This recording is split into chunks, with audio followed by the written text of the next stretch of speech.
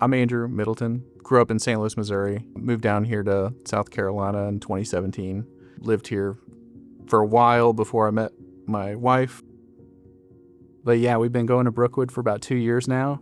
It's been fantastic. It's home away from home for us. So I grew up in a non-denominational Christian church, more of a spiritual kind of belief. Not I didn't have a relationship. It was like this is what you're supposed to do. This is what you're supposed to feel. This is, how we behave, and this is how we act. It's very rule-based.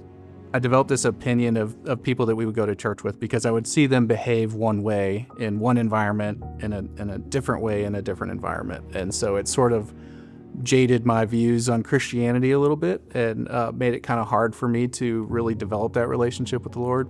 I ventured further and further away from God to the point that I began having doubts and even calling myself an agnostic in my teens. And I was feeling very isolated, very alone, very depressed, kind of at the end, like I didn't want to get out of bed. I didn't really have anything that I was excited about. Not really feeling like I was where I wanted to be in a lot of different facets. I felt like I was doing everything in life sort of okay, but nothing great. And I was telling my wife that I was sort of at the end of my rope. She said, "Well, why don't you pray?" And for me, it was immediately I was sort of hit with that.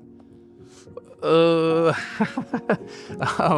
don't know if that's going to work for me. It hasn't really worked for me in the past, and I sort of had that, distance relationship from Christianity, but called myself a believer nonetheless.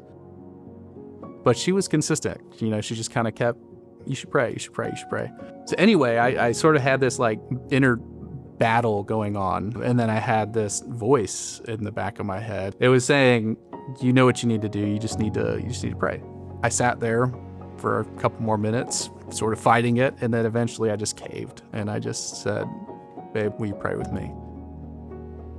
And she sort of looked at me shocked or stunned. She said, "Absolutely." And reached over and grabbed my hand. I just started speaking to the Lord. I didn't really know what I was saying. Didn't really know, the right way to pray, I guess. That was something I always struggled with too, because she grew up in a very conservative Christian household and their prayers always sounded so elegant and, well practiced. And I didn't know what to say. I was sort of at a loss for words, but I just asked for help.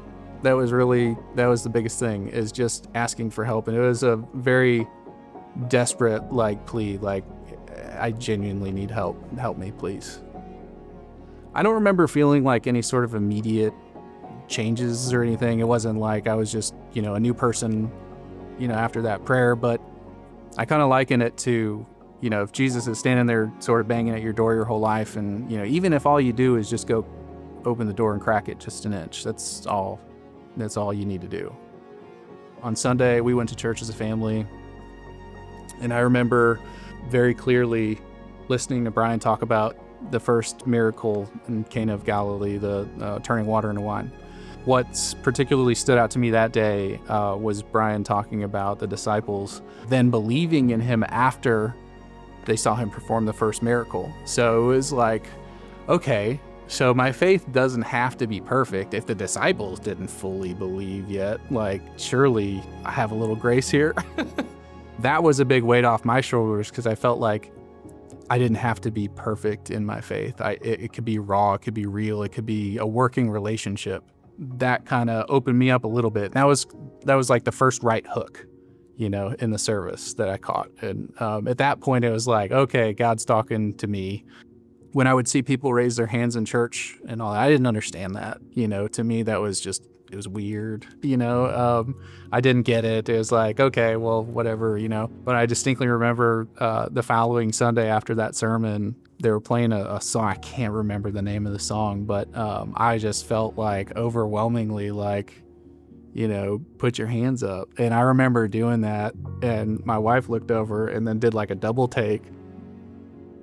I always believed in God, But as my wife would always tell me, well, even the devil believes in God. That's not enough. You have to have a relationship with him. You have to desire a relationship with him.